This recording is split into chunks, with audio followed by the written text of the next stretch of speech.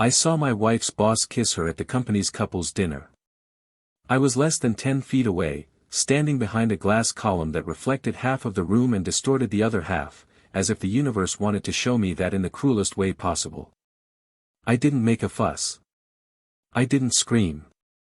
I just walked toward them with my heart pounding inside my chest, as if I wanted to break my ribs and spare myself from what was to come. I approached. She looked at me, confused, a little scared, but she didn't back away.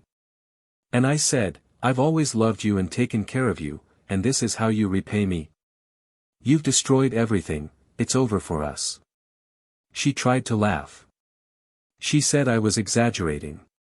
That it wasn't the end of the world, that maybe it was even the beginning of a new life, a new love, a new story. The story she'd always dreamed of. She was dazzled, drunk on novelty, on desire, on an inflated ego. And in that moment, I saw myself small, insignificant, as if the years of love, of care, of plans made together had turned to dust in the face of a kiss, a touch, a dinner. She changed everything. Change is the right word. She didn't lose. She chose. She chose to leave. And I stayed. I stayed with the silences of the house, with the memories that stuck to the walls like mold, with the smells she left on the pillows, with the jars she labeled in the fridge, with her toothbrush still in the bathroom. At first I expected her to come back. I swear I did.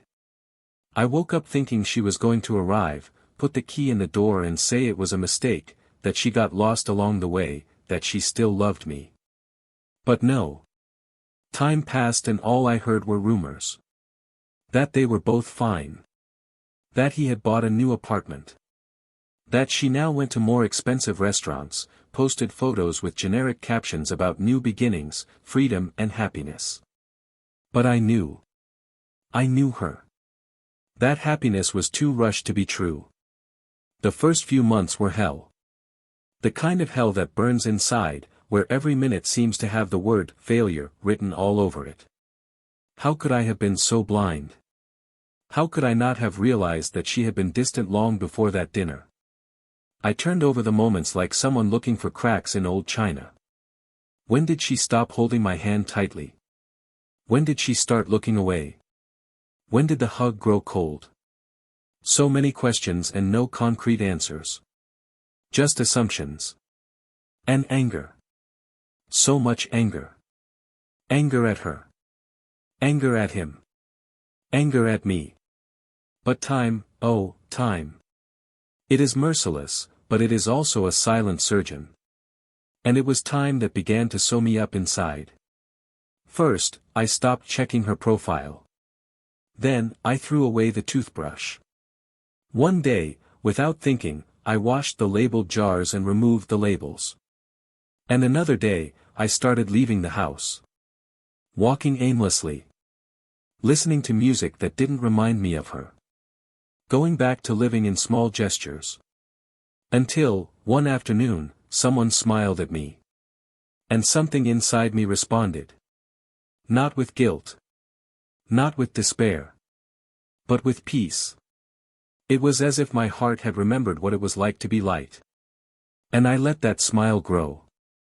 First as friendship, then as company, and one day, as love. True love, but different.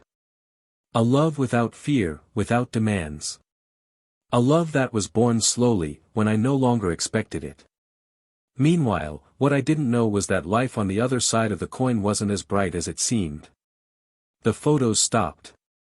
The captions disappeared. The fake smiles disappeared. And one day, she tried to look for me. I got a message. Then another. I ignored it. Until one day, she showed up. Pale, hesitant, with a look I no longer recognized. She tried to smile. She said she missed me, that she had been thinking about me a lot, that she missed our routine, my calm way, the coffee I made, our conversations before bed. She said she got lost, that she got carried away, that the shine had passed too quickly. That what seemed like a story had turned into chaos. And that now she understood the value of what she had left behind. I listened. I was silent. And I just replied, I moved on. She wasn't expecting it. Maybe she came thinking that everything was still in place, that all she needed was an apology, a warm hug, and everything would go back to normal. But she didn't. Because I wasn't there anymore. That version of me, who loved unconditionally, who endured everything, who waited, had already been left in the past with her. What existed now was a whole man. A rebuilt man. And happy. Truly happy. She cried. She cried like she had never cried before. And I felt pity. Not anger. Not hate.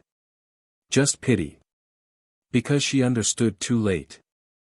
And this, too late, was the cruelest punishment of all. She realized that it wasn't worth exchanging sincere love for a moment. That the brightness of the new was just a reflection. That what seemed like freedom was loneliness in disguise. That what seemed like passion was inflated vanity. And me? I was engaged. To a woman who knew my pain, respected my time and helped me start over.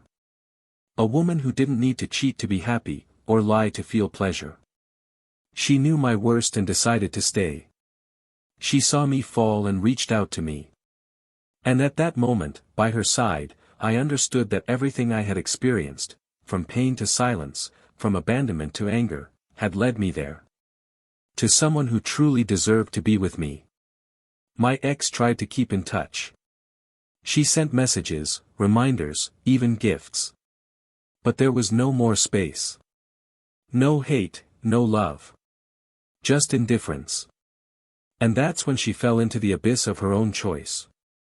Because there is no greater regret than realizing that you had everything, and chose to lose it. And she lost it. But the most curious thing of all, and perhaps what no one knows, is what happened at the last meeting between us. Because she made one last attempt. One last desperate gesture. And what happened at that moment, no one can imagine. No one at all. Welcome to the channel. Here, we do not support, justify or romanticize any type of betrayal. All stories are fiction, but reflect deep emotional truths. The goal is clear, to show how betrayal destroys lives, corrodes relationships and leaves scars that time cannot erase. Get ready. What you're going to hear know it is strong, realistic and shocking. Sit back, the story is about to begin. When Ethan met Laura, he was 28 years old and believed he had already understood the essentials of life, working with dignity, being kind to others, and taking care of those you love. He was a civil engineer, methodical, detail-oriented, someone who spoke little but was present. He had that kind of quiet charisma that doesn't need to impose itself to be noticed. Laura was the opposite in almost every way. She had a light laugh, a fluid conversation, and curious eyes that always seemed to be looking for something beyond what was presented to her. A graduate in interior design, she used to say that the world needed more beauty, and that beauty was not luxury, it was sensitivity. They met during the renovation of a local restaurant, where she was hired to design the project and he was hired to execute the work. The contrast between their personalities was as striking as it was magnetic. Their first encounters took place among wallpaper, paint samples and drawing boards. He admired the way she treated colors as if they had their own voice, as if each tone said something about who would inhabit that space. She, on the other hand, was enchanted by the way he saw logic in chaos, how he knew how to transform abstract ideas into solid structure. The two began to meet outside of the work environment even before the construction was finished. And when the restaurant finally opened, it was as if the space had been just a pretext for something much bigger, the beginning of a story between the two.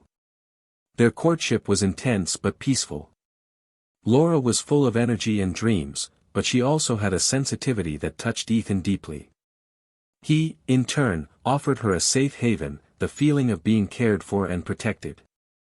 2 years later, they got married in a simple ceremony in the countryside, surrounded only by their closest friends. At the altar, they exchanged promises that didn't seem to be just pretty words, they were plans, a real commitment. Their life together began with a small house that they renovated together.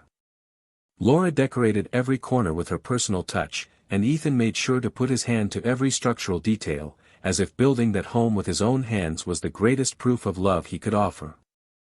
Over time, routine set in. Bills to pay, projects delayed, trips postponed because of work. Ethan began taking on larger roles at the construction company where he worked, and Laura opened her own design studio.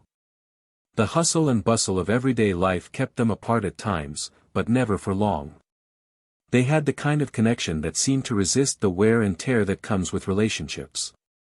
At home, they maintained small rituals: dinner on Sundays, movies on Friday nights, long breakfasts on Saturdays, when they talked about anything and, often, nothing at all. On their wedding anniversaries, Ethan always surprised Laura with handwritten letters. He had difficulty expressing emotions through spoken words, but he wrote with a depth that made her cry every time. She, on the other hand, gave him gifts of experiences: a short trip, a dinner in a new place, a weekend away from the routine. Together, they had built something that seemed solid. They had friends in common, got along well with each other's families, and even in the silences there was comfort. They weren't the perfect couple, but there was respect, there was laughter, there was companionship. Despite the apparent harmony, there was a silent detail that, over time, began to grow between them. Laura, in her dreamy and restless essence, sometimes felt that the stability of life with Ethan suffocated a side of her that yearned for intensity, for novelty. She didn't know exactly what it was, but sometimes she would look out the window and feel a vague anguish, a desire for something more. Ethan noticed these moments, but he didn't fully understand them. He believed that the love he offered, his dedication and constancy would be enough to fill any eventual void. In her mind, the bad times would pass, all she had to do was resist. They continued like that. A couple with a solid foundation, but with some silent cracks. Cracks that neither of them dared to name, but that left small leaks of frustration. Still, the affection remained. At family lunches, it was easy to see the affection between them. In public, Laura was proud of Ethan. She spoke with admiration of his work, of how dedicated he was. Ethan, in turn, always had a serene look in his eyes when he spoke of her, as if he knew exactly how lucky he was to have her by his side. When they were together, there were soft touches, complicity in their looks. But when they were apart, each began to build small versions of themselves that the other did not know about. It was during this period that new opportunities arose. Laura began to participate in design events in other cities and expand her network of contacts. She began to be recognized in more influential groups and to frequent places that were previously not part of her routine. Ethan, proud, supported her. Whenever she said she needed to travel, he organized everything so that nothing was missing at home, even though he felt her absence as a gaping hole in the middle of his days. She, in turn, returned full of stories, news, and visual references that she wanted to apply to her projects. But little by little, her stories became more vague. She began to share less, to say only the essentials. Ethan did not demand anything. He was never the controlling type. He trusted her as if he trusted something unshakable. Friends noticed the distance, but didn't say anything. Every couple has its own dynamics, they thought. Maybe it was just a phase. After all, on social media, the photos were still smiling, the comments were always affectionate, and everything seemed to be in place. Even those closest to them avoided talking about the subject, out of respect or fear. Deep down, everyone hoped that this was just another curve in the road, not a detour with no return. At home, Laura seemed more distracted. She spent more time on her cell phone, in video meetings, and often complained of tiredness. Ethan noticed, but interpreted it as exhaustion from work. He thought she was just experiencing a moment of professional growth, and that, with time, she would be more present again. He compensated by taking more care. He started cooking for her on days when she said she was exhausted, and he left notes around the house with simple messages, like, "You are my world," or, "Thank you for being my light." Small, Silent gestures, but full of love. She thanked him, sometimes she smiled tenderly, but she rarely smiled back. Not out of malice. Maybe out of distraction. Or because she no longer knew exactly how to position herself in the face of so much affection that she could no longer reciprocate in the same way. And yet, she continued. She kept the ring on, slept next to him, laughed at the jokes she had heard 1,000 times. Ethan, in his blind loyalty, would never imagine that something was beyond the surface. Over time, a subtle change took place. Laura began to dress up more, even for simple appointments.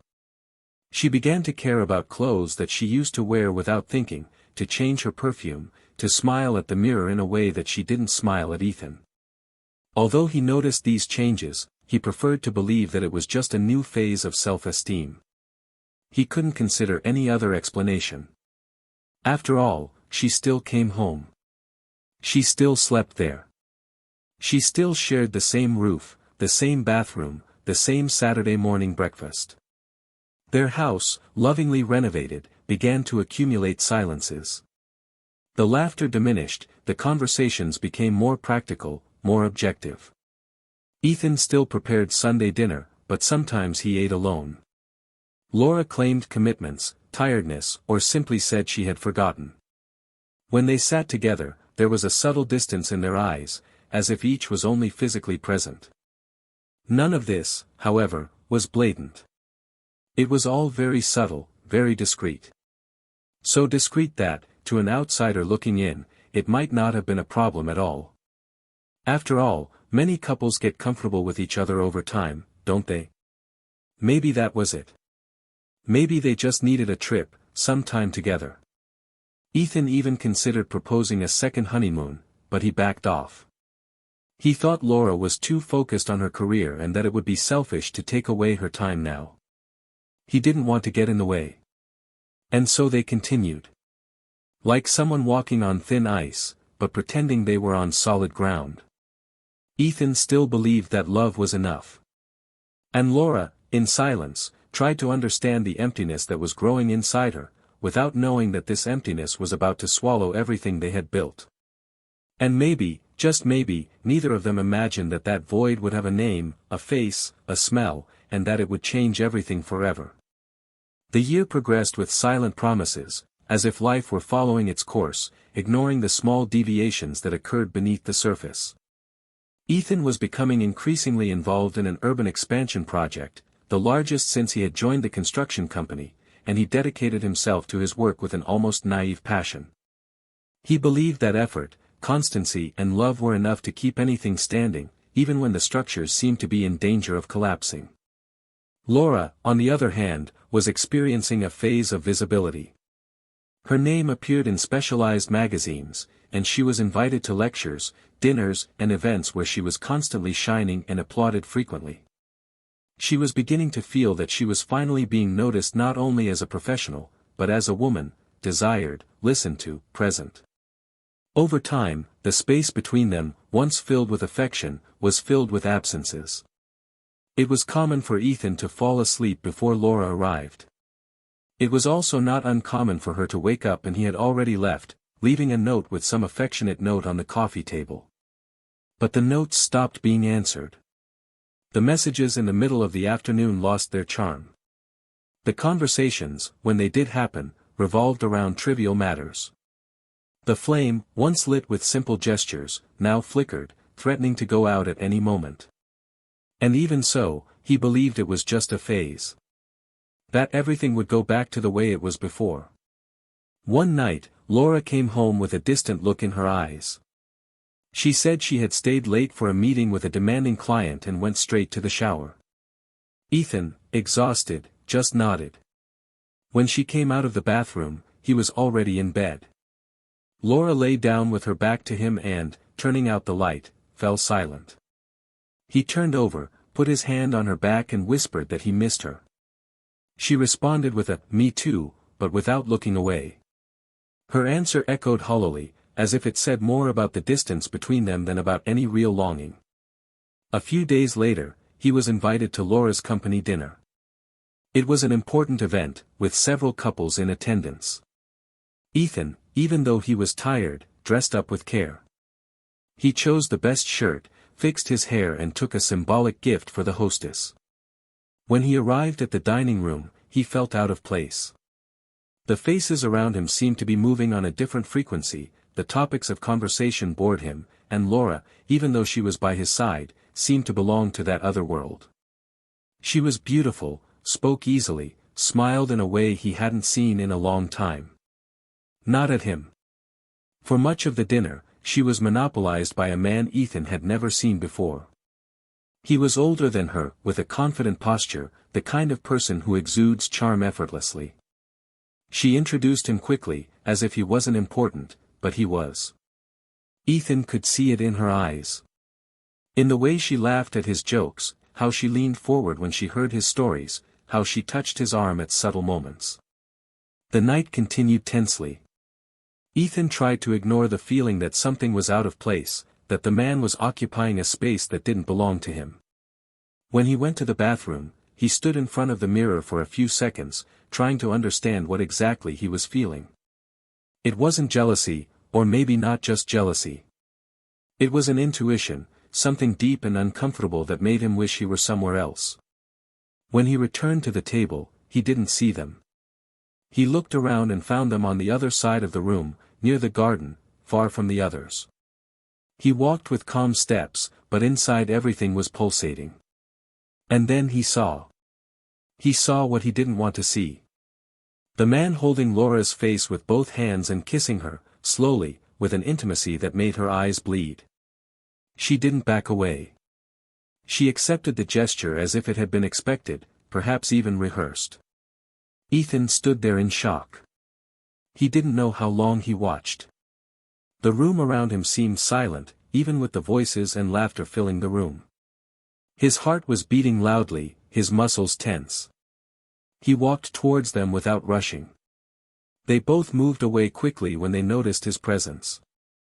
Laura's eyes widened in surprise, but there was no visible guilt or immediate remorse. Just that arrogant discomfort of someone who has been caught but believes they have done nothing wrong. Ethan looked at her with a mixture of pain and disbelief. He said the only thing that came to mind, his voice firm and without changing tone, "I have always loved you and cared for you, and this is how you repay me. You have destroyed everything. It's over for us." She tried to smile, as if she wanted to turn the tragedy into something minor, into an emotional setback. She said that maybe that was what she needed to be happy, that she was confused, but that it wasn't the end of the world. She spoke of freedom, of dreams, of a different life. As if that kiss was just a sign of something bigger that deserved to be explored. Ethan didn't answer. He just turned and walked away. Each step seemed heavier than the last, as if he was carrying on his shoulders the rubble of what had once been the foundation of his life. In the following days, Laura tried to contact him. She sent cold, rational messages. She said she needed space, that she was reflecting, that maybe it would be good for them to take some time apart. Ethan read them, but didn't respond. Something inside him had broken. It wasn't just the pain of betrayal. It was the feeling of having been replaced, undervalued, ignored. He mentally revisited every gesture from the last few months, every unexplained absence, every vague excuse. Everything made sense now. Everything pointed to that moment. And yet, that wasn't what hurt the most. What hurt the most was realizing that she had already left long before the kiss. That he just didn't want to see it. The silence in the house now had a different weight. It was no longer made of routine or tiredness. It was made of mourning. The mourning of a story that he believed would be eternal. Ethan began to live as if he were in suspense. He went to work, fulfilled his obligations, but inside he was a devastated field. Even colleagues noticed the change. The man who had always had a firm gaze and a discreet smile now avoided conversation, isolating himself whenever he could, as if each word was too much effort. Laura, on the other hand, seemed to be experiencing a kind of liberation. She posted pictures of herself in new places, at social events, surrounded by people Ethan didn't know. There wasn't a single image of him. It was as if he had never existed. And yet, he didn't block her, didn't delete anything. He watched from afar, trying to understand how far this new world she now inhabited was going. He didn't want revenge. He wanted understanding. He wanted to know when, exactly, she stopped loving him. He wanted an answer that might never come. Time passed and life went on, even without permission. Ethan began to seek distractions. He went back to running in the park, met up with old friends, and started visiting his parents more often. Little by little, he was rebuilding something inside himself. It wasn't a new beginning. It was more like relearning how to live alone. And in this solitude, he discovered things that he had put aside for so long. He discovered that he still liked music, cooking, and painting. He rediscovered the pleasure of being with people who didn't demand anything more than his presence. But one night, months later, something unexpected happened. He was in a cafe reading when a woman approached him and asked if she could sit at a table. The place was full, and he simply nodded. They spoke little, but it was light and natural. She was friendly, discreet, and had a calm look in her eyes. Ethan didn't open up right away, but he felt something different. It wasn't passion. It was peace. A kind of peace he hadn't felt in a long time. The encounters continued. Always casual. An exchange of books, a conversation at the end of the workday, a walk between coffee shops. Ethan discovered that he could smile again, and that there was life after pain. Over time, that smile turned into something more. Into trust, into connection, into desire. Not the urgent desire to fill a void, but the sincere desire to be with someone who truly saw him. And then, when everything seemed to be falling into place, the past knocked on the door. Literally. It was Laura. With tired eyes, light makeup, without the glow she showed on social media. She asked to talk. She said she needed to talk. Ethan hesitated, but let her. She came in, looked around as if searching for traces of what had been, and then sat down. She started to talk, but her words came out jumbled. She spoke of longing, of mistakes, of confused feelings. She said she regretted it.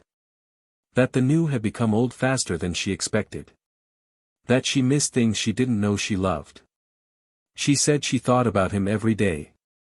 That she wanted to try again. Ethan listened to her in silence. His heart didn't hurt like it used to.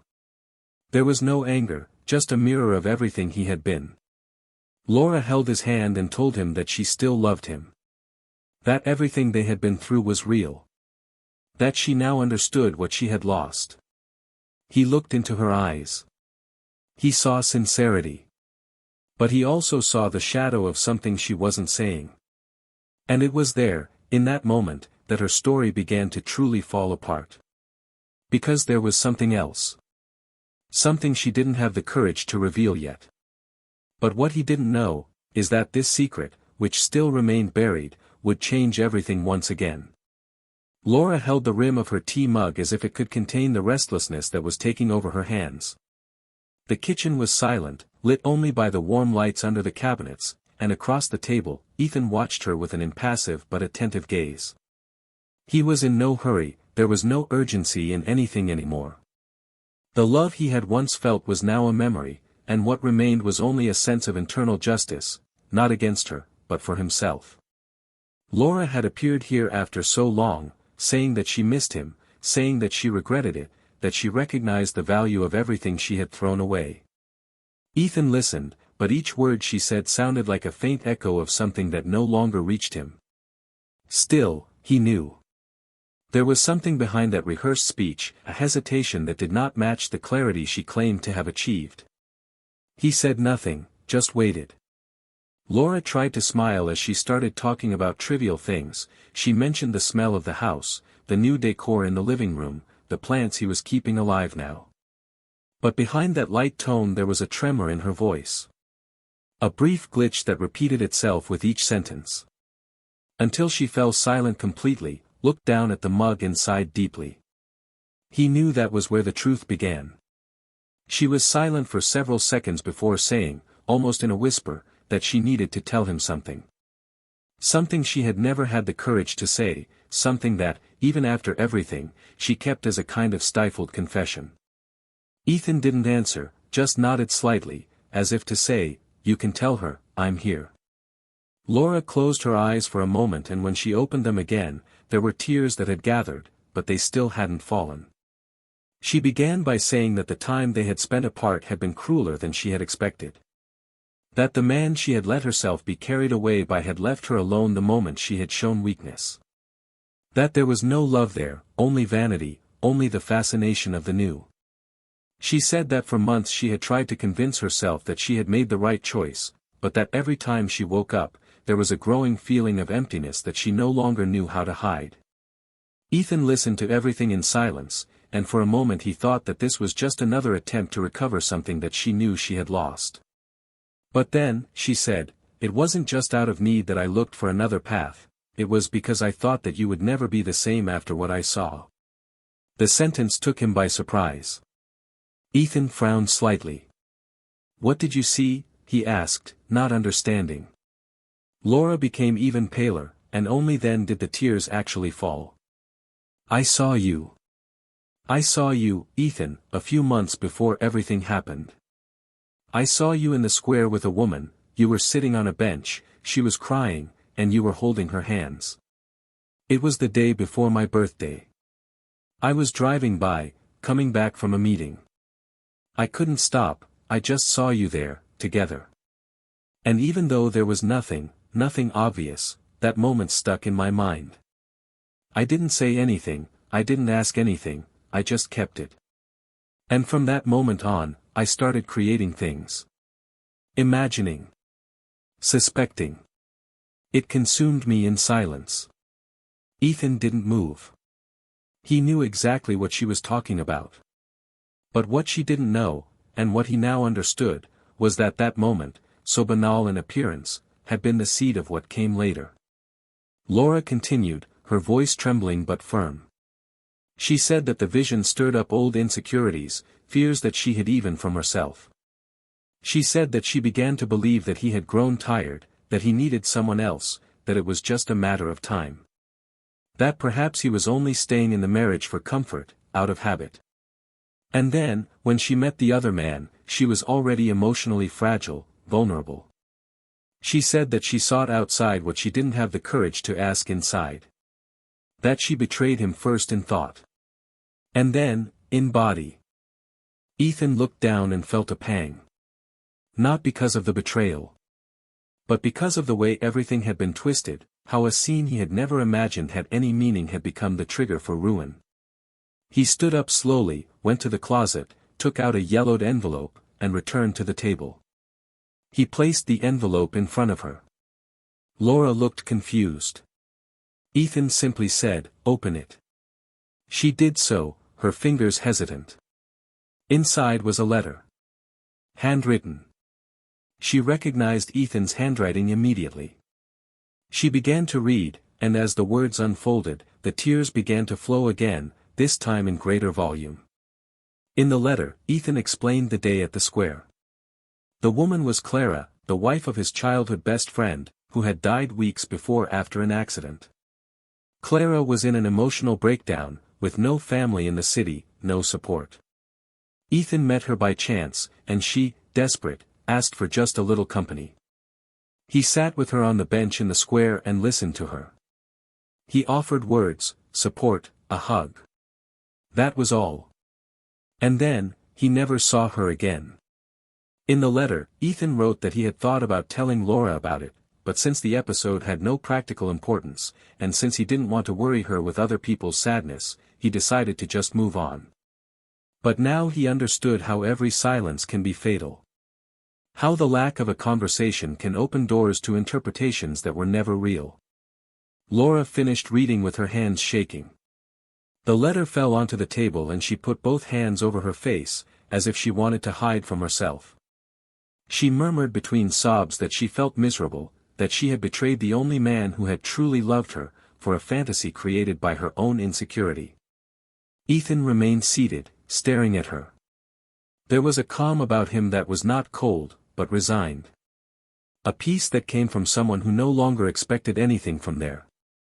Then she said, her voice low, "You met her after we broke up, didn't you? The woman you're with now. Is she the woman from the square?"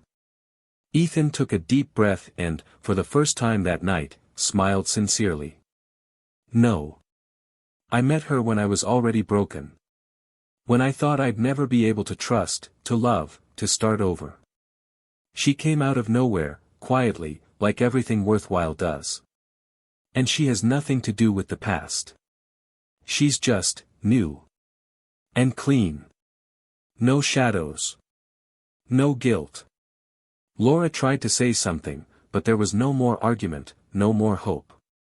Ethan stood up, picked up the letter from the floor, and put it back in the envelope. He said he forgave her. That he understood her reasons, even if they were crooked. But that the love between them had died in that garden, in the face of the kiss she thought he would endure. He said he no longer felt anger, only gratitude, for her having gone, for him having fallen, and for having rebuilt himself somewhere else. Laura sat for a few minutes after he left the kitchen. Alone. Surrounded by memories of what would never come back. By the certainty that the entire castle she had built on an illusion had collapsed. And when she finally got up, she took only the envelope with her. She walked to the door without looking back. Because now she knew. What she had lost was not just a man. It was the chance to experience true love. And that chance, now, was in the hands of another. One who came without asking for anything, and who stayed without even promising. Laura left Ethan's house with uncertain steps, the envelope clutched to her chest as if that piece of paper could be rewritten at any moment, as if what she had just read could still be undone. The night was cold, the streets silent, and everything around her seemed to carry an extra weight, as if the world had shrunk. She got into her car and stood there for long minutes without turning on the engine, staring into space with teary eyes. The silence inside her was deafening, and for the first time in months she didn't know where to go. There was nothing left to recover. The solid ground on which she had emotionally stood collapsed. The certainty that all she had to do was repent and everything would go back to normal evaporated, and in its place was the bitter taste of something that could no longer be touched. She had crossed the line, not just of physical betrayal, but of the deepest emotional betrayal, the one that happens when you distrust someone you have always trusted without reservations. In the following weeks, Laura withdrew from everyone. She stopped attending events, stopped attending social gatherings, and refused invitations. Her professional projects, once a source of pride, now seemed empty. Her success lost its shine, and her achievements no longer had anyone to share her enthusiasm. The house she lived in, now hers alone, became an oppressive backdrop for everything she had lost. She tried to fill her days with tasks and new ideas, but in every corner she saw the reflection of what she had abandoned. The aromas in the kitchen seemed to mock her loneliness, the organized cupboard seemed too static, as if order masked the chaos within. Nothing filled her. Nothing comforted her. Meanwhile, Ethan continued his life with light but firm steps. He had made silent choices in recent months, he had left the construction company, opened his own small office, and began to choose more freely the projects he wanted to get involved in. He began to value time, connections with the right people, moments of true presence. And with Helena, he found something he had never sought but that surprised him, a love without demands, built on mutual admiration, respect, and freedom to be. Helena was not like Laura, and that was not a comparison, it was an observation. There was a gentle maturity in her, an understanding of life that did not demand grandeur. She was simple and, at the same time, intense in the details. The two began to plan the future with a tranquility that did not come from euphoria, but from solidity. One afternoon, by chance, Laura saw them together. They were at the Saturday market, among the fruit stands, with bags in their hands and a light smile on their faces. Ethan was different. There was a serenity about him that she no longer recognized. He was not the same man she had left. He had become an even better person, and not out of revenge, but because he had to rebuild himself from scratch. And seeing that was like a punch in slow motion. She hid behind an awning, watching the two of them as they talked to the stall holder, as they shared a tangerine, laughing at something silly. It was a painful portrait of the life she could have lived, not the perfect life, but the real life, full of genuine affection. Laura went home with a pain she could not name. It was more than regret. It was the full awareness that time would not come back, that there was no more room for her in all of this. At the end of that week, she wrote a letter. Not to ask for forgiveness, she already knew that wouldn't change anything. She wrote to Ethan saying that she finally understood everything. That her mistake hadn't just been the betrayal, but the judgment. That by watching a scene and feeding ghosts alone, she had built a prison for herself. She said that for months she had tried to justify her choice with the illusion that she was looking for something greater, but that today she saw, it wasn't desire, it wasn't a lack of love, it was fear. Fear of being forgotten, of being ordinary, of not being enough. And that deep down, she knew that he had never given her any real reason to distrust him. She said that she admired the new woman by his side, that she wanted her to be happy, and that she hoped that he would never have to be betrayed again to rediscover himself. She didn't ask him to respond, she just hoped that one day, if he thought of her again, it would be with a trace of affection. She sent the letter and didn't wait for him to reply. A few days later, Helena found the letter by chance among her correspondence. She asked Ethan if she could read it. He nodded. She read it all with attentive eyes, without rushing, and when she finished, she fell silent. There was no jealousy or restlessness. She simply said that now she understood even more who he was, someone who, even when hurt, did not give in to resentment. Ethan smiled and said that he would not have survived if he had chosen to poison himself with hatred. That the only way to move forward was to become lighter, even while carrying the scars. Helena approached him and hugged him for several minutes. There, in that silent gesture, was everything that had once been missing. And there was also one certainty, the pain did not define him, it only shaped him. Meanwhile, Laura continued her silent routine. She went back to seeing clients and signing projects, but not with the same enthusiasm. She became more introspective, more real. She started seeing a therapist, trying to truly understand the reasons for her choices. And little by little, she began to accept it. She still didn't forgive herself, but she no longer tortured herself. She knew she had to live with the consequences of the decision she made. And, in a way, there was dignity in not trying to erase the past, but learning from it. Months later, she got a text. It was from Ethan. Short. I got your letter. Thanks for writing. That was it. But it was enough. Because for the first time since the breakup, she felt like she had been heard. Not accepted. Not absolved. Just listened to. And that was enough. Ethan and Helena set their wedding date for spring. They decided on a small, intimate affair in the countryside, surrounded by a few friends and family. In Ethan's speech, he spoke about new beginnings. He said that life often takes everything from us to teach us how to build with our own hands. And that sometimes, what comes after destruction is not a copy of what was lost, but something completely new, and, for that very reason, even more precious. In the audience, no one knew the full story. No one could imagine what that man had been through. But seeing him there, with his eyes fixed, smiling next to someone who loved him for who he was now, and not for who he had been, it was impossible not to be moved. Because there was truth in that moment. And the truth, when it appears, needs no explanation. Laura wasn't invited. Nor did she expect to be. On that same day, she was in a small town in the countryside, working on a community school project. She helped the children choose paint and laughed sincerely. A colleague commented that she seemed different, calmer, more present. And for the first time in a long time, she didn't feel guilty about smiling. She just accepted it. Life went on. In a new way. From a place of humility, where regret no longer served as punishment, but as a foundation for better choices. She learned. Too late to get back what she lost. But perhaps at the right time so as not to lose herself. Ethan also learned. That love doesn't have to be perfect to be true.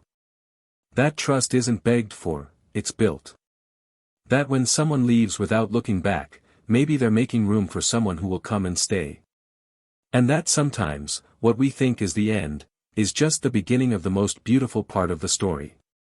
Spring advanced with its long, light-filled days, as if the season knew it was carrying the responsibility of being the stage for a new chapter. Ethan woke up to the soft sounds of the countryside invading the house with its open windows, and there was a discreet peace in his routine. Helena's presence was felt in every little detail, in the freshly brewed coffee in the morning, in the flowers that appeared on the tables without him noticing when they were placed, in the way she looked at him silently before saying anything. There was no urgency between them, nor the need to constantly prove love. It was a bond built on ground that had already been devastated, and for that very reason, each simple gesture had a greater weight. Ethan felt whole in a way he had never known before, not because he was blinded by passion, but because, for the first time, he had found a kind of love that did not require him to annul himself to fit in. He was loved exactly as he was, and that healed him a little more each day. On the other side, Laura was going through a silent process of reconstruction. The journey to the countryside had taken longer than planned. At first, it had been just a way to escape the stairs, the memories, the streets that still held ghosts. But as the days went by, she realized that this place where no one knew her offered her a freedom she hadn't experienced in a long time. She began to dedicate herself fully to the community school project, immersed herself in art workshops, in conversations with teachers, and especially in the children's stories. It was as if seeing in them the innocence she had lost helped her remember a part of herself that could still be saved. But behind her apparent calm, there was a moral dilemma that followed her like a shadow. With each step she took towards a new life, it was impossible not to wonder if she had the right to move on without first paying for what she had caused. And even though the world around her didn't demand penance, she knew that the real burden was within, and that the hardest forgiveness was the one you try to wrest from yourself. One Friday afternoon, while organizing materials for a painting workshop, Laura was approached by a woman who had participated in the school's restructuring project. The woman, over 60 years old, had lively eyes and a calm voice. She said that she had discovered who she was by chance, when she saw an old interview in a design magazine, and that she was surprised to see her there, so far from the glamour. Laura smiled, embarrassed, and the woman simply said that she admired those who have the courage to start over, that everyone makes mistakes, but few have the humility to accept the consequences and build something from them. That brief conversation had a strange effect on Laura. For the first time, someone had acknowledged her story, and instead of judging, offered understanding. And that, more than censure, made her reflect. Maybe there was room for a new beginning, but not before truly facing her own ghosts. At the same time, Helena became increasingly involved with Ethan's family. The connection with his parents was natural, spontaneous. His mother, who had always been silent and protective of her son, welcomed her with unexpected warmth. They said they saw something in her that they couldn't name, but that brought calm, a light energy that seemed to restore what had been lost. Ethan observed everything with a certain reverence. Seeing his parents smiling next to the woman who was now part of his life was like confirming that he had not only survived, but won. Not like a trophy, but like someone who had found purpose after everything. Still, there was a kind of sobriety about him that wouldn't go away. Maybe because I knew that certain scars, even when healed, always pull with changes in temperature. Or maybe because I understood that pain never goes away, it just learns to accommodate itself in new spaces. One night, Helena asked about plans for the future. They had been together for over a year, lived in the same house, and even though they were not in a hurry, they started talking about children, bigger trips, and eventually marriage. Ethan didn't hesitate, but he didn't respond with enthusiasm either. He said yes, he wanted all that, but that there was something he still needed to do first. She understood with the look of someone who already knew the answer. She didn't ask what it was. She just hugged him. She knew that Ethan was the kind of man who didn't leave doors open, that he needed to close them before moving on. And there was one that, despite being sealed, still needed to be closed with dignity. The following week, Ethan returned to the city alone. He wanted to take care of business at his old office, see an old client who had been insisting on a postponed project, but most of all, he wanted to see Laura. Not to get back together, nor to reopen wounds, but to offer her something he realized she was still holding on to, closure. He contacted her by short message, saying he would be around and if she wanted, they could talk. She responded with a simple, unadorned yes. They met in a discreet cafe, far from the center, far from everything that surrounded them in their old lives. When they saw each other, there was a respectful silence. She seemed lighter, but also more mature. He, calmer, more complete. They talked about neutral things at first, about work, about the paths they had taken. Until, inevitably, they plunged into what they needed to face. Laura said that she still thought about everything with pain, but now with clarity. That she had learned to respect the timing of things, to not act on impulse, to face her responsibility for her mistakes. She said that she was not looking for redemption, but that she wanted him to know that she loved him, even with all the contradictions, even at the moment when he made a mistake. Ethan listened to her, without interrupting. And then he responded with something she did not expect. He said that he forgave her not because she deserved it, but because he deserved peace. That forgiveness was a choice for himself. That there was no more room inside him to carry what was no longer useful.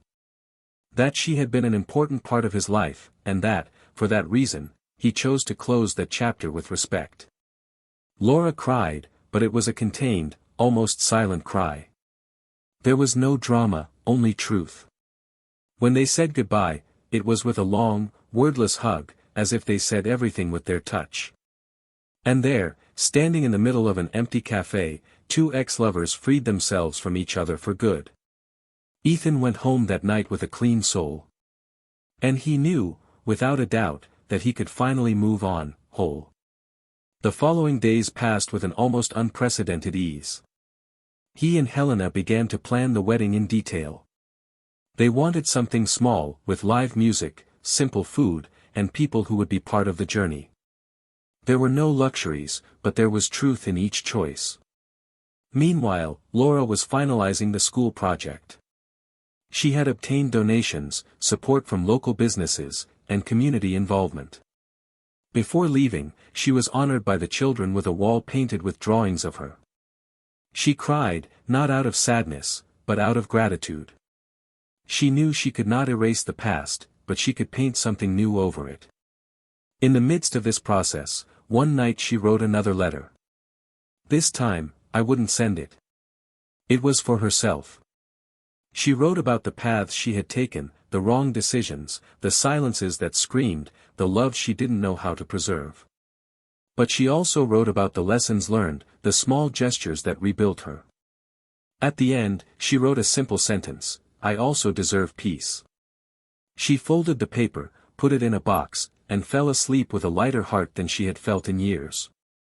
On the other side, Ethan smiled as he watched Helena messing around in the kitchen with her hair tied up in a messy way, humming an old song. He approached her from behind, hugged her tightly, and whispered that his life made sense now. Helena smiled, turned around, and said that it only made sense because he didn't run away from the pain.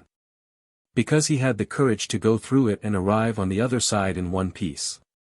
And that was what made him special. Ethan understood, in that moment, that he didn't need to look back anymore. Now, all that was left was to walk to the end. And this time, it wasn't to close a cycle. It was to open another. One that began not on top of the rubble of an old love, but on solid ground, prepared by pain, but cultivated with courage. And life, as always, was there, just waiting for him to take the next step. It was at the end of October that the scenery finally changed. The trees were changing their leaves with a poetic silence and the streets were taking on that golden hue that announced the end of a cycle, the serene preparation for winter. It was as if the natural world was synchronized with what was happening inside each of them. Ethan felt that everything was somehow falling into place, like pieces that had previously seemed lost were now fitting together with a fluidity he would never have believed possible 2 years ago. There were still memories that came uninvited, images that appeared in dreams or during pauses in the day, but now they no longer hurt as much as before.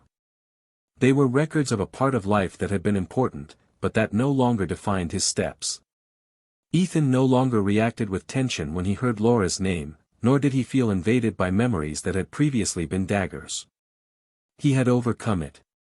Not because he had forgotten, but because he had learned to see things differently. He learned that carrying the past with dignity was better than trying to erase it. On a cloudy afternoon, while having coffee with Helena in a discreet cafe, a young woman approached with a hesitant look. She was the sister of a former colleague of Laura's.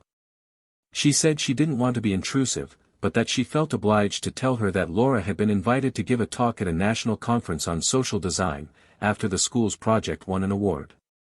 Helena listened attentively, with that serene expression that had already become her trademark. Ethan just smiled quietly and thanked her for the information, but he was thoughtful inside. He knew that Laura was trying to rebuild something with truth, that she had chosen a path that no longer included shortcuts or excuses. It was curious how time, when respected, could polish even the most wounded souls. A few days later, in his new office, Ethan received a printed invitation. It was for the conference. His name was listed as the guest of honor, for a previous contribution to a project that had formed the basis for the educational proposal that Laura had developed.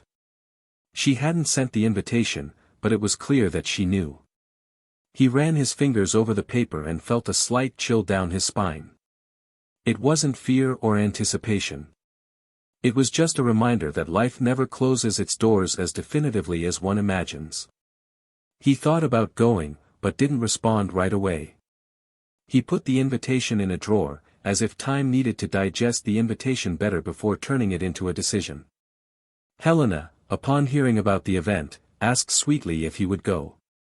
Ethan said he didn't know yet. She didn't insist.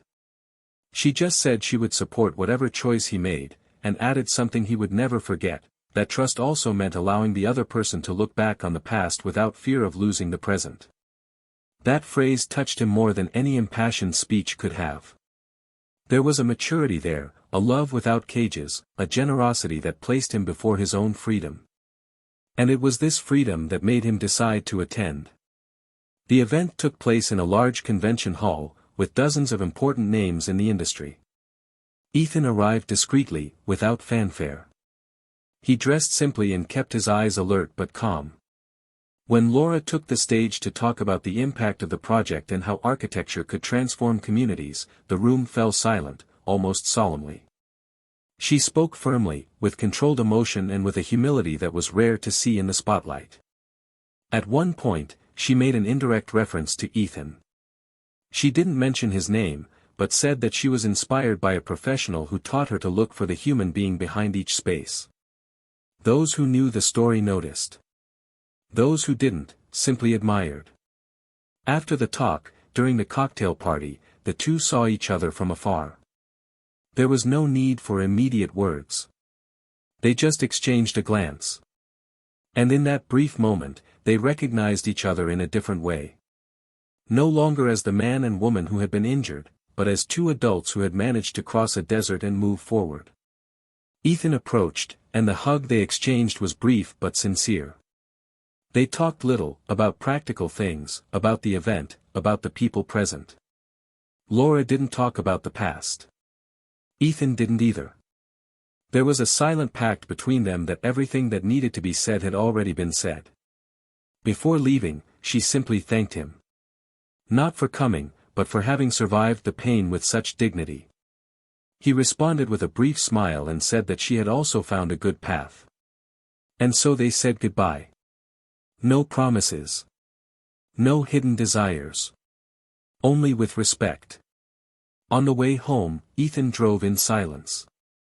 Helena was waiting for him with a simple dinner, as they usually did on Fridays. When he got in, she just looked him in the eyes and understood. There was no need for explanations. They sat down, ate slowly, and talked about other things. Later, lying side by side, she whispered that sometimes love was also about giving the other person space to heal their wounds in the time they needed. He turned to the side, touched her face gently, and said he didn't know how he had gotten so lucky to find her. Helena smiled and replied that maybe luck was just the name given to what happens when you have the courage to keep walking, even when your soul asks you to stop. Meanwhile, Laura was returning from her lecture to a simple hotel overlooking a leafy park. She sat by the window with a glass of wine and watched the trees move in the wind. She felt a quiet pride in her work, but above all, a serenity she had never known before. For the first time, she felt like she was where she needed to be. She turned on her phone and saw a message from one of the children at school, sending her a photo of the new drawing they had made on the outside wall, a colorful house with 2 open windows. She smiled. It was too symbolic to ignore. It was as if I were saying that even places that were once dark can have light again, as long as there is courage to make room. The following months passed with the silent speed of someone who knows they are on the right path. Ethan and Helena decided to travel before the wedding.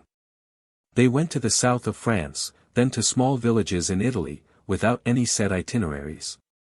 They lived like two lovers who discover each other every day in each new language, each strange dish, each unhurried laugh. They both had the feeling that they were finally writing the right story. One that did not deny the past, but that committed to being much more than it. Upon returning, they began to organize the final details of the wedding. The songs were chosen carefully. The flowers would be simple, but with a strong scent. The guests would be few, only those who had been truly present in their lives. And, in the midst of the preparations, Ethan decided to write his own vows. He would not use ready-made phrases or excessive promises. He wanted to talk about what really mattered, the daily choice. Because he had learned that love, to last, needed to be cultivated not in grand gestures, but in the small actions that, together, build the immense. He did not want to be loved as a hero or as a martyr. He wanted to be seen as a man, with flaws, with stories, with scars. And that was exactly how Helena loved him. When the big day arrived, the sky was clear. The chosen field looked like a movie set, but what made it special was not its beauty, but its energy. Every face there knew what that moment represented. There was lightness, but also reverence. When it was time to say the vows, Ethan held Helena's hands firmly and spoke with a choked voice. He said that he did not promise perfection, but that he promised truth. That he would be with her even when the world asked for silence, even when everyday life tried to overshadow her charm. That he loved the woman she was, but also the peace she offered effortlessly. Helena responded with simple but profound words. She said that she would choose him again, even knowing everything. That was exactly why she would choose him, because he was not perfect, but he was whole. At the end of the ceremony, as the guests toasted to love, Ethan looked out over the horizon. He felt profound gratitude, but also a sense of responsibility. He knew that life was made up of phases, mistakes, forgiveness, and new beginnings. And that, above all, what defined a person was not what they suffered, but what they did with what they suffered. He had transformed pain into solid ground. And it was on this ground that he now walked, no longer alone. And on the other side of the country, in a small makeshift classroom in a community, Laura smiled as she watched the children paint a mural with the words, "Here begins something new." And when she saw that phrase, she understood that, even without Ethan's presence, even without the story that could have been, there was something beautiful in what she was building. It wasn't redemption. It was reconstruction. And that, in itself, was a way to start over. Time passed like a river that cannot be held between the fingers, and life, with its relentless way of moving forward, was redesigning each piece of destiny that previously seemed broken. Ethan and Helena returned from their honeymoon with a new serenity in their eyes, as if they knew their own limits and chose to live life to the fullest even within life's imperfections. The house that had previously been just a shared home now breathed in tune with the hearts of both. It was not about ardent passion, but about a continuous presence, the kind that remains even on gray days, even when words are scarce. Helena began to develop social work with women who had left abusive relationships, using her own experience of emotional maturity as a listening tool, and Ethan found a new purpose in teaching at a small college about professional ethics and human relations in the field of architecture. He spoke honestly about the impact of personal choices on professional life, and many students were touched not by formulas, but by the raw sincerity of the stories he carefully told. It was one of those afternoons, after a class on integrity in relationships and the importance of conscious decisions, that Ethan found an anonymous message discreetly posted on the college bulletin board. It was a quote that said, "The greatest form of betrayal is forgetting who held your hand when the world was falling apart." He didn't know why it touched him so much, but he took the piece of paper with him and tucked it between the pages of the book he was reading, as a reminder that all the pain experienced is also part of his journey, not as a wound, but as a learning experience. At home, Helena was waiting for him with an open bottle of wine and a simple dinner. They sat on the porch, watching the city lights slowly come on, and there they talked not about the future, but about the present, about how being there, in that moment, together, was the greatest triumph against what had once tried to destroy them. There was no more room for doubts, for old fears. There was only room for the now. On the other side of the story, Laura had made a silent decision, without fanfare, like almost everything she had done since she recognized her downfall.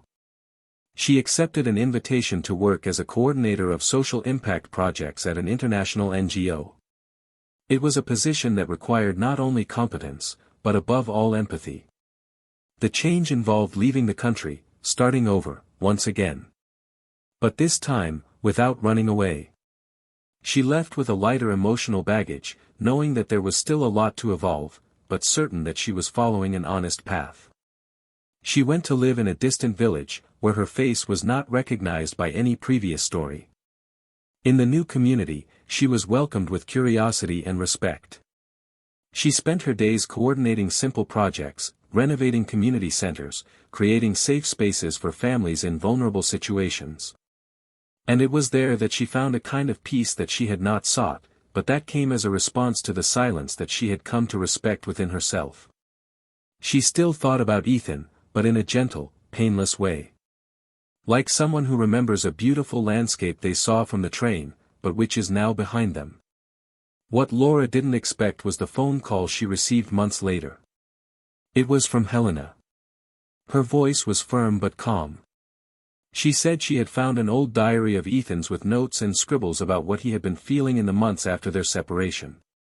She said she hadn't called out of resentment, but because she thought Laura should know how much he had fought to not lose himself. Helena didn't offer comfort or judgment.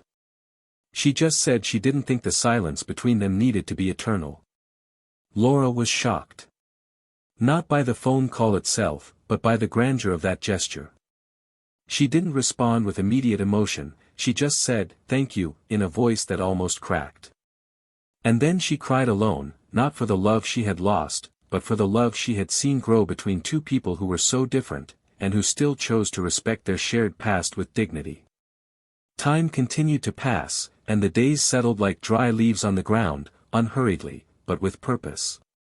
Ethan and Helena decided not to have children. Not because they were unable to, but because of a conscious choice. They felt that the love between them was already a creation in itself. They adopted a dog, planted a vegetable garden in the backyard, and wrote a short book together about real relationships, far from the unrealistic romanticism that fuels expectations and brings frustrations closer. The book gained visibility among couples who were looking for true new beginnings. They received letters from strangers telling them how those pages saved stories that were about to fall apart. And they understood that the suffering they had experienced had not been in vain. It had been transformed into service. One late afternoon, after yet another launch event, Ethan was walking alone through a park and saw a couple fighting in the distance. The woman was screaming, the man seemed indifferent. He walked past them and, for a moment, he felt that tightness in his chest that reminded him of the man who once had his world crumble with a single image. But now, there was no resentment. Only compassion. For them. And for who he was. He moved on, crossing a wooden bridge that spanned a small stream. And there, with the soft sound of the water and the cold wind touching his face, he understood that his story was no longer about loss. It was about rebuilding. About truth. About the courage to not seek revenge, to not wish harm, to simply live better.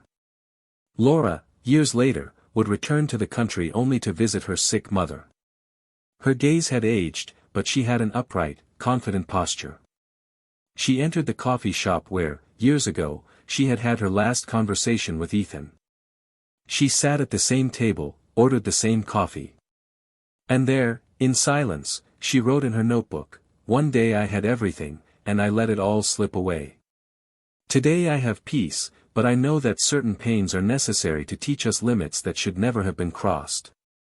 She closed the notebook, smiled slightly, and left. Without looking back. Now I want to hear from you. Comment below, what did you think of this story? What would you have done in Ethan's place? And Laura's? Your opinion is very important. And if you've made it this far, subscribe to the channel so you don't miss any stories like this. And remember, betrayal destroys everything that is most sacred. It breaks bonds that took years to build. It erodes trust, suffocates love, and destroys families. It may seem tempting in the spur of the moment, but the consequences always exact a high price. Here on this channel, we do not support, justify or normalize any form of betrayal. See you in the next story.